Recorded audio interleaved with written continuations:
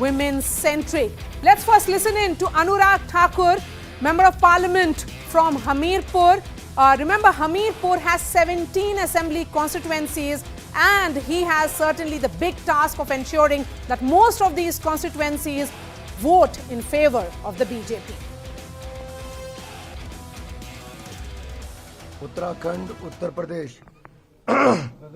उत्तर प्रदेश मणिपुर गोवा सब में फिर हमारी सरकारें बनी, तो अब की बार भी बनेगी। हिमाचल प्रदेश और गुजरात में भी होगा, क्योंकि सुशासन, विकास और जन कल्याण के बहुत काम हुए हैं। देखिए, 10 साल केंद्र में कांग्रेस की सरकार रही, 10 साल राज्य में कांग्रेस की सरकारें रही। वापस करने वाले भी ओपीएस को यही थे, एनपीएस को लागू करने वाले भी कांग्रेस पार्टी ही थी। ये चाहते तो पहले भी कर लेते, इन्होंने ना कहीं किया है। इनको झूठे वादे करने की आदत है और फिर पूरे नहीं करते। तो जनता कांग्रेस का असली चेहरा जानती है कि ये झूठे वादे करते हैं, फिर पूरे नहीं करते। Go straight to Hamirpur, where Arun Dhata is joining me live. Arun, the big task for Anurag Thakur, INB Minister, Youth Affairs Minister, is to ensure that most of the constituencies, the assembly constituencies in his Lok Sabha constituency is won by the BJP, but he's also a popular face among the youth in Himachal in general. The entire family, I believe, has arrived at the nearby polling booth to cast their vote.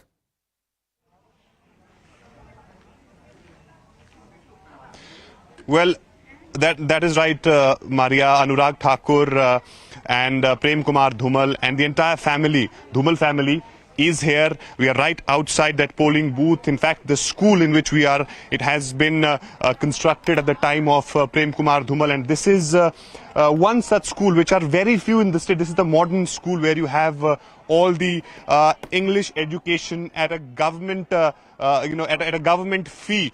So this is the polling center where Anurag Thakur and his family is casting the vote. Of course, the challenge which you have asked for Anurag Thakur is massive. He has aggressively Arun, just hold campaigned on in to your 23. Thoughts. In fact, BJP President JP Nadda, who's also from the state of Himachal Pradesh, is speaking. Let's listen in now. आपने देखा कहीं anti incumbency है, pro incumbency. सब लोग BJP को हाथों हाथ बढ़ाना चाहते हैं और उनका खुद का भी जो जयराम जी का व्यक्तित्व है, वो सबको साथ लेकर के चलने के का दम भी रखते हैं, ताकत भी रखते हैं और व्यवहार भी रखते हैं। आम आदमी पार्टी की बात करें तो आम आदमी पार्टी हिमाचल के अंदर काफी पैर फैलाए, केजरीवाल जी खुद आए, क्या भविष्य देखते हैं हिमाचल के? आए पीछे गए पहले, क्रीज पर तो टिके नहीं। सब जगह जमानतें जब्त करा के आए, उत्तर प्रदेश में करके आए, उत्तराखंड में करके आए और गोवा में करके आए। अब बारी हिमाचल की। आप किस तरह से देखते हैं? We'll try and connect with the reporter in just a bit. Let me go back to Arun Dhata, who continues to be with us. Arun Dhata, you have travelled across the state of Himachal Pradesh. What began as a triangular contest with the new entrant Aam Aadmi Party perhaps being also a spoiler or a factor, turned out to be a bipolar contest towards the end. Very clearly, it's a battle between the BJP and the Congress. Arun, if you can hear me. Well, Maria, before we go into before we go into the permutation and combination, we have few women voters with us. In fact, the focus of BJP, remember, has been on women voter, the 49% population of the country, and therefore they had this separate 11-point vision for women. So let's straight away go to them. आपने अपना vote दे दिया? हाँ जी। अच्छा, तो क्या ऐसे issues हैं, क्या मुद्दे हैं, क्योंकि हमने देखा कि भाजपा और कांग्रेस दोनों ने महिलाओं के लिए ज्यादा फोकस रखा है। आप बताइए, क्या इश्यूज क्या हैं आपके लिए यहाँ पर ज्यादा? कुछ नहीं है, कुछ नहीं है, सब कुछ ठीक हुआ, सब कुछ ठीक चल रहा है, सब कुछ ठीक चल रहा है। अच्छा, किस किस तरह के काम हुए हैं, क्या क्या हुआ है? सब काम हुए हैं, जो बताए वो काम हुए हैं। अच्छा, हाँ, जो हमने बताए हैं वो काम पूरे हुए हैं। जैसे किस क्या क्या काम? चलो, जो कुछ भी दसे हमने ना। आप सहमत हैं कि जो बीजेपी या कांग्रेस जो मैनिफेस्टो में उन्होंने महिलाओं के लिए बोला ये सब चीजें देंगे, उसकी उम्मीद है कि वो आपको मिलेगा, या कोई ऐसी चीज जो आप लोग और चाहती हैं कि हिमाचल में महिलाओं के लिए उसकी कमी है? हम हिमाचल में मोदी को ही चाहते हैं और मिलेगी मोदी तब की सरकार बताएंगे, बनेगी। मिलेंगी तब बताएंगे। ऐसे तो पता नहीं हूँ करें बाज न करें करने फिर अगली गल। अभी तक जो वादे किए हैं वो पूरे हुए हैं वैसे? हाँ जी हो गया हमारे पूरे, आगे करगे तब बताएंगे फिर। Not much, Maria, they are speaking, but of course, as we have seen the manifesto of BJP. They're focused on women, the 30% reservation for women, and also the youth, which is a very important section where BJP has said that they will be generating the 8 lakh job opportunities for the youth in the state. So these two constituents have been the target of BJP because they know OPS is something which they have not touched upon and maybe will not work in their favor even if they mention something in their manifesto. But I would want you to just see a glimpse of that side where Anurag Thakur and the entire family is casting their vote. Perhaps we have Prem Kumar Dhumal's wife. We'll try to speak to her as well. Here she has cast her vote, and this is the Samirpur area of Hamirpur district where Anurag Thakur's family reside, and in fact Anurag Thakur has the responsibility of 17 assembly constituencies which falls under his Lok Sabha constituency Hamirpur, and therefore he was extensively touring these 17 assembly constituencies. I was speaking to Anurag Thakur a short while. He was very confident. Last time around in his Lok Sabha, BJP managed to win 9 seats out of 17, and his district Hamirpur, BJP won 2 seats out of 5. So he's saying that this time around they will be battering their tally in the state, and it was very much apparent on his campaign rallies that people were coming, wanting to listen to him, what Anurag Thakur, and especially the way his stature has increased in the central government, the cabinet minister rank that he has got, which has those are the visuals coming in from the polling booth where INB minister, member of parliament from Hamirpur, is casting his vote. The entire family, including the former chief minister of Himachal Pradesh and his father, Prem Dhumal, is present at that polling booth. In fact, JP Nadda, BJP president, is speaking. I'm going to cut across to that and then I bring in the reporters. चलिए, तो जो लोग घर से अभी तक नहीं निकले मतदान के लिए, उनके लिए क्या अपील करेंगे? वो जरूर निकले, सब तैयार होकर के अपने इष्ट देवता को नमस्कार करके उनसे आशीर्वाद लेकर के निकले और हिमाचल के हित में भारतीय जनता पार्टी के पक्ष में अपना वोट डालें, ऐसा मैं उनसे अपील करूंगा।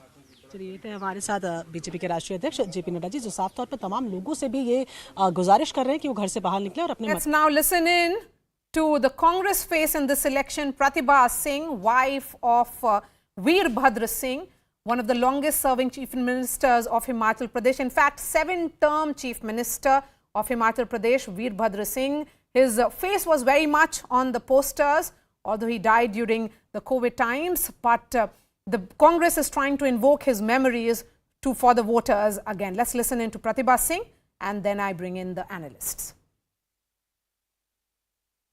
देखिए, हिमाचल प्रदेश देवभूमि है और लोग सच्चाई के साथ चलते हैं, तो लोगों ने काफ़ी मर्तबा बीजेपी को भी मौका दिया सरकार बनाने का। उनकी सरकारें भी हिमाचल प्रदेश में बनी, पर जहाँ तक डेवलपमेंट की बात है और विकास की बात है, वो ज़्यादा उनका सहयोग यहाँ के लिए नहीं मिला, क्योंकि हिमाचल प्रदेश की जनता सच्ची पक्के लोग हैं और वो हिमाचल प्रदेश में इस बार कांग्रेस को अपना वोट देंगे, कांग्रेस को जिताएंगे, कांग्रेस की सरकार बनाने में सहयोग देंगे, क्योंकि वो चाहते हैं कि हिमाचल प्रदेश में युवाओं को रोजगार मिले, ये बढ़ती हुई महंगाई पर रोक लगे। So on what issue will Himachal vote? Is Himachal voting even as we speak? Abhijit Majumdar is joining me live. Pallavi Ghosh, Aman Sharma, Jyoti Kamal. Abhijit, welcome to this special broadcast. What, according to you, will be the X factor in this election?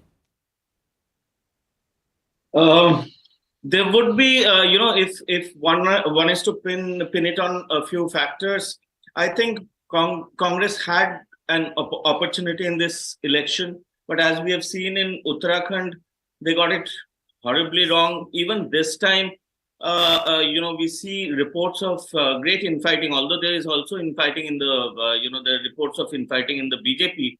But about four candidates have announced their chief minister candidateship in Congress already. Women will be although there are issues of the issues of unemployment that the Congress has raised, and these are it's a very important plank, as also the old pension scheme. But the women voters of Himachal seem a lot more a lot happier with the BJP government, at least from the reports and what we have seen coming out of the state. So that could be the woman voter could be a game changer. Okay. Apart from that, BJP in close contests, Maria, we have seen that the BJP always has so far emerged, has got an edge.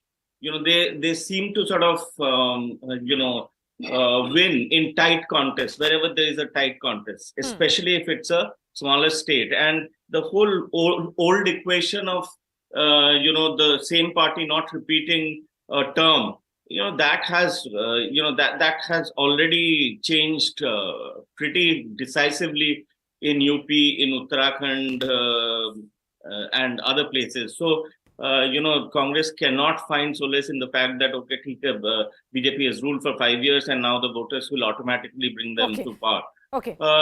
Also, Abhijit, I'm going to come back to you. Let me bring in Pallavi as well. Pallavi, Arun was speaking to women voters outside the polling booth. And we have been discussing women or the Mahila as the X factor. And they have emerged as a constituency for BJP, for Prime Minister Narendra Modi, election after election. This time around, again, they seem to be satisfied. Will they also ensure that they are able to steer the conversation in household towards the BJP? I mean, if you look at UP, look at Bihar, statistics which started coming out, Maria, post results, the clincher was actually the votes which were cast by the women over there. And therefore, for any political party, and particularly for the BJP, I think the agenda is very clear. The women votes matter and how, and which is why in state after state, and even for 2024, that's going to be the big focus for the BJP. Now, in a state like Himachal, which is also primarily agrarian, if you travel really into the interiors, in the higher altitudes, you'll find women actually pretty much playing a very, very dominant role as far as agriculture or farming is concerned. Yet they are looking for a security. In fact, some of the voices which we spoke to in Shimla, they are saying that why should men dominate? We should decide what we want. And this time round, they are certainly demanding a government job, and the BJP has promised them a government job, reservation, 30% of it in their manifesto. So that could be something which would swing in favor of the BJP. Not just the BJP, even the Congress is looking at women voters, because they do realize that they are the ones who could actually make that difference. See, it's not a coincidence that they tried to unleash Priyanka Gandhi Vadra over there. She's going to try and play that women card, which she did. The fact is that 1,500 rupees into a bank account, clearly the Congress party also focused on that factor. So I think that change, if it happens, will happen largely, and the vote pattern certainly will happen on the basis of how the women decide to vote. They don't speak much, they are very reticent, but when Arun Dhanta was speaking to those women, many of them said, we want jobs, we want security, baki sab cheez theek hai. So I think that could become a very, very potent factor in a state like Himachal Pradesh, where there has also been a substantial, I would say, concern and anger and a disappointment over the old pension scheme. And that silent voter, the women are the silent voters, but also have become very clear about their choices, Jyoti. They are speaking and deciding elections, and multiple elections that have happened in recent times. And it's only when the analysis happens post-elections that we realize how crucial and deciding a factor they are. And if you look at, be it the Congress, as Pallavi was highlighting, unleashing Priyanka Gandhi Vadra, the Prime Minister in his last rally is only speaking about the women factor, ensuring that women are seen also in most of the BJP rallies. They are in the, several of them are in the front rows. The focus is on the women voters. Will they ensure that a state जहाँ पे रिवाज चला है, हमेशा रहा है, 3.5 decades का रिवाज रहा है, वो रिवाज बदलेगा?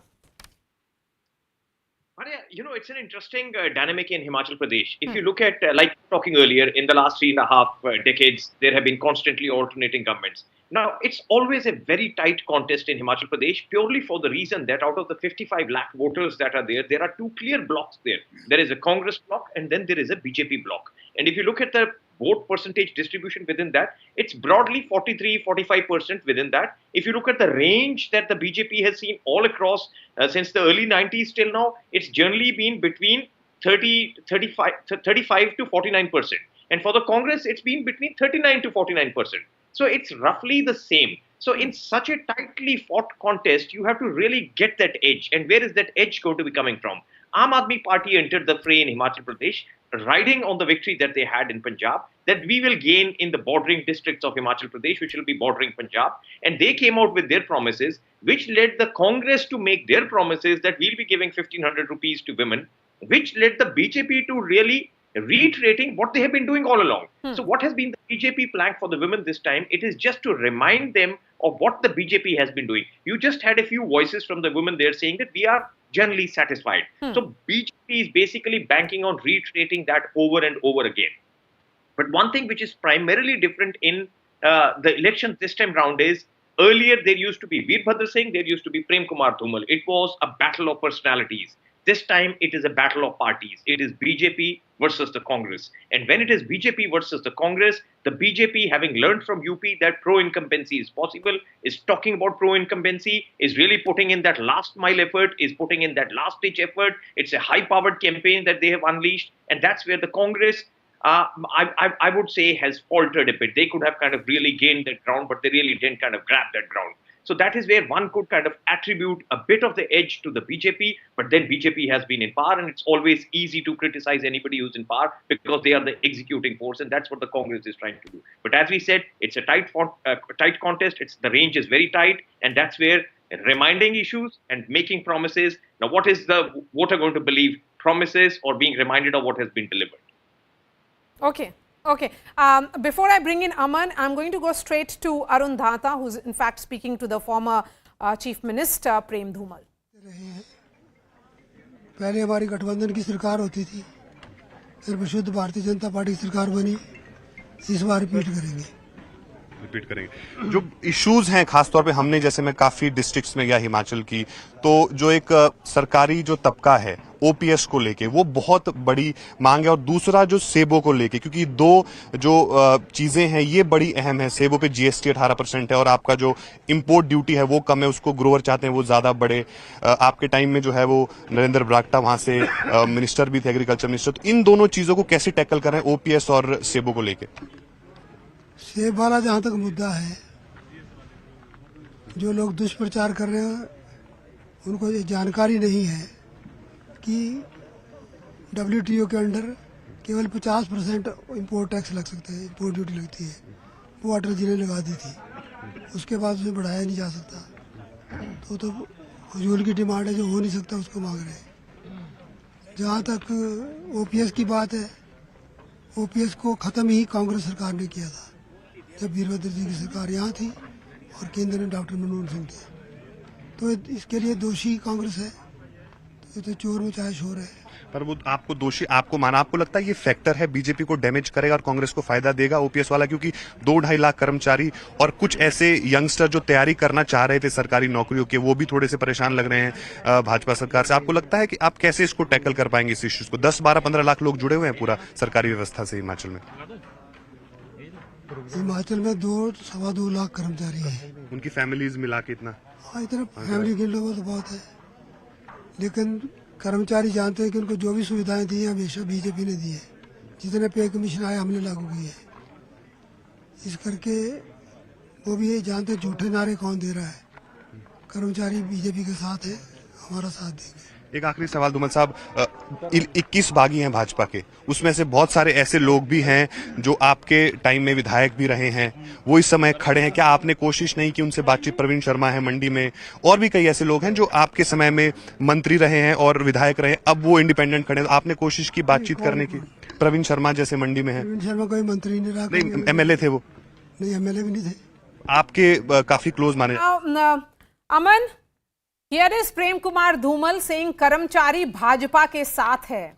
कर्मचारी किसके साथ है? क्योंकि that will decide the battle for Himachal Pradesh. Absolutely. I think the Karamchari factor, I think, is very important. As Arun was saying, Mr. Dhumal is himself saying that there are close to 2 lakh government employees, and it translates to 7 to 8 lakh maybe voters. And also, Maria Karamchari is a very influential voter in Himachal. So, not just he votes, he will also tell 5 other people that we should vote like this. So, he has that influence in Himachal. So, in a way, that is very important. And I think both parties have tried to address it. BJP has been saying that, it is the Veerbhadra government, in fact, which removed OPS and brought in the NPS. Why didn't they correct it when they again came to power? Why are they promising it now? And that promise is hollow. On the other side, we have a very clear statement by Priyanka Gandhi in her last speeches saying that we have implemented OPS in Rajasthan, in Chhattisgarh, in Jharkhand, and we will do it in Himachal in the first cabinet meeting. So in a way, these are the two promises which are colliding, which side the Karamcharis will go. And in fact, Karamchari families, Mare, also include women. Many women are government employees as well. So the women factor, as our other panelists have been saying, is very important in this election, which side the women will go. And Congress campaign has been led by a woman in Priyanka Gandhi Vadra. One of their most prominent CM faces, Pratibha Singh, is a woman. And we must remember that Veerbhadra Singh, who was in power as CM for almost 2 decades, has a long legacy in Himachal Pradesh. He's been on every poster. Pratibha Singh won the bypoll from Mandi last year, the Lok Sabha bypoll from the home district of CM Jairam Thakur.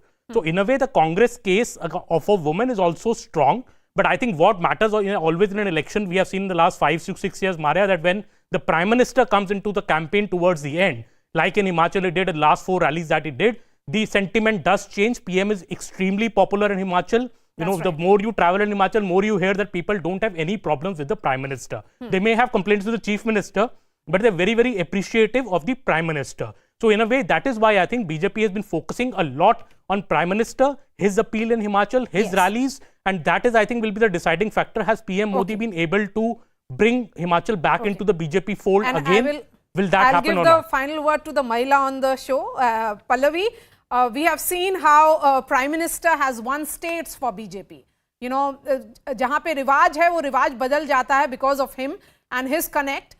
Again, in Himachal Pradesh, he has had that association because he was also General Secretary in charge of Himachal. He has made those personal calls to rebels as well, addressed women in particular.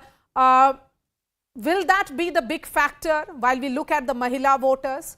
See, I mean, when I spoke to many of the Congress, the media managers there, the strategists there in Himachal and even over here, Mara, they would tell us repeatedly that, listen, in Himachal Pradesh, we are not going to make it a battle of the Congress versus the Prime Minister. We are not going to be criticizing Modi fact over there.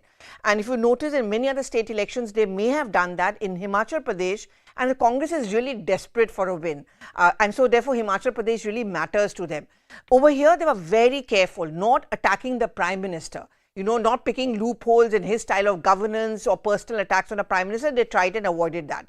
And as Aman was pointing out, if there has been a little soft spot, a weak spot, I would say, for the BJP in the state, has been the tenure of the Chief Minister Jairam Nath Thakur. And therefore, the Congress understood and realized the more you attack the Prime Minister, you're going to make a state election of Congress versus the Prime Minister, which gives a double edge to the BJP. So they tried to make it a focus of poor governance, to use the words of the Congress party, of Jairam Thakur versus a hope which the Congress party is going to bring to the state. Okay. But as again, we've been talking about the fact the last 24 to 12 hours becomes very, very critical in any election. And the last push certainly was given when the Prime Minister was in Sirmaur. It's not a coincidence where he talked about Shakti in Dev Bhumi, which is Himachal Pradesh. Shakti is, worshipped a lot over there. And therefore, when he talks about Shakti, he was also talking about the women power in Himachal Pradesh. That is where the image of the Prime Minister could become a very important factor and give that ray of hope certainly to the BJP in the state. All right. Thank you so much for joining me. Pallavi, Aman, Jyoti Kamal and Abhijit Majumdar. This, of course, is our big focus this Saturday. 55 lakh voters are casting their vote in 68 constituencies of Himachal Pradesh. Polling is on. Results on 8th December.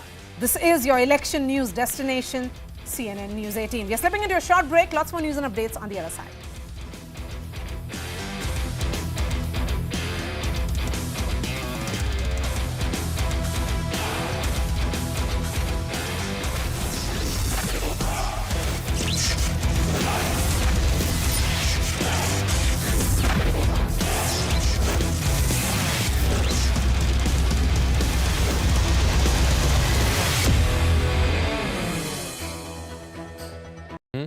So therefore, in that context, we as a party and we as Indians are disappointed.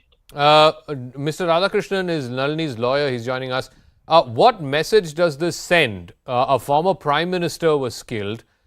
This was a terrorist act. In fact, the group to which Danu and the others belonged, Sivarasan and the others belonged, was outlawed after the assassination of Mr. Rajiv Gandhi.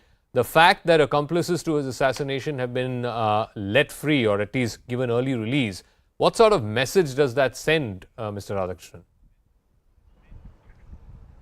Firstly, as Nalini's lawyer, I don't see this as a political issue. It is purely a constitutional issue. Whether a life convict can be released or not after a specified period of time. That is the issue before the Tamil Nadu government and now before the Supreme Court. It is not the power of the Supreme Court that has played a role here. It is the power of the Tamil Nadu government under Article 161 of the Constitution. The Tamil Nadu cabinet has taken the decision, passed a resolution, sent to the Governor of Tamil Nadu. Governor of Tamil Nadu has failed to discharge his constitutional duty. That's why Nalini approached the Madras High Court initially, then she came to the Supreme Court. So this is nothing, connected with Rajiv Gandhi's family, or it is not connected with the emotions of the people. It is connected with the Constitution and only the Constitution. Now the Supreme Court has made it clear the governor is bound by the advice of the government of Tamil Nadu. That is the message the Supreme Court has given to the country. Mr. Radhakrishnan, right? if I may interrupt, give me 10 seconds. Yes. The fact is that the court has not acquitted any of these people. They are all convicted as accomplices to the assassination of a former prime minister. So it's not like the court has said that they have not committed this crime. No, that's why I am telling they were convicted. The philosophy of our criminal justice system is not to see the people dying in prison. They have to be reformed, rehabilitated, and joined in the mainstream of the society. Okay. That is our principle, that is our philosophy. Supreme Court has reiterated the philosophy. So you can't say this is a terrorist offence. Supreme Court has made it clear all people were acquitted of third offences. All people, all the 7, they were convicted only under section 302, read with 120B IPC. Okay. That's all. So let me ask Dr. Yarni. No, of course, Mr. Radhakrishnan may be right in terms of the sections 302 for murder and 120B for conspiracy. But the fact is also that the LTTE was then recognized as a terrorist organization, and members who assassinated former Prime Minister Rajiv Gandhi were designated as terrorists. The fact of the matter is, and I keep coming back to this, it's not like any court of law, including the Supreme Court, has acquitted any of these members. Dr. Yarni, by releasing the convicts early, and that too convicts who are convicted for the assassination of a former Prime Minister, what sort of message does it send about India's own standing when it comes to its own national security? I don't think we can't look at this only from the angle of the national security, right?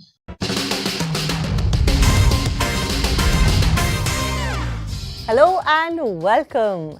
The world is changing so fast that it's difficult to keep pace sometimes. And you can trust me. I'm Atika Farooqi. This is Now Showing, where we talk about and we talk to the people who are riding the wave of change. Today is a lot of stuff to watch and a lot of stuff to hear. So let's begin with the highlights. Unchai is a well-directed, skillfully performed family film focused on reinventing at any age. The brave women Neena Gupta, Sarika and the blockbuster director Suraj Barjati are in a beautiful conversation about the changing times in cinema. Sudhir Mishra on adapting Israeli TV series Fauda for Indian audiences in Tanav. And director of this week's release, Monica, Oh My Darling, Vasan Bala talks about the film that changed his life. Let's talk about this week's release, Unchai. Amitabh Bachchan as Amit Srivastav, a bestseller writer. Bamani Rani as Javed Siddiqui, a garment businessman. Om Sharma, who owns a bookshop, and Danny Denzongpa, who loved the mountains, till now stayed single we don't know the reason. एक बार तुम तीनों के साथ मुझे अपना बचपन फिर से जीना, किसी भी तरह एक बार एवरेस्ट तक जाना. One day, Danny's character passes away in his sleep after his birthday celebrations with his friends, and the friends take it upon themselves to bury his ashes in the Himalayas, as he came from the hills and there he must return. Delhi से कानपुर तक की दूरी 495.6 kilometers. The journey that the 3 men and 2 women undertake make a road trip movie where the travel is more important and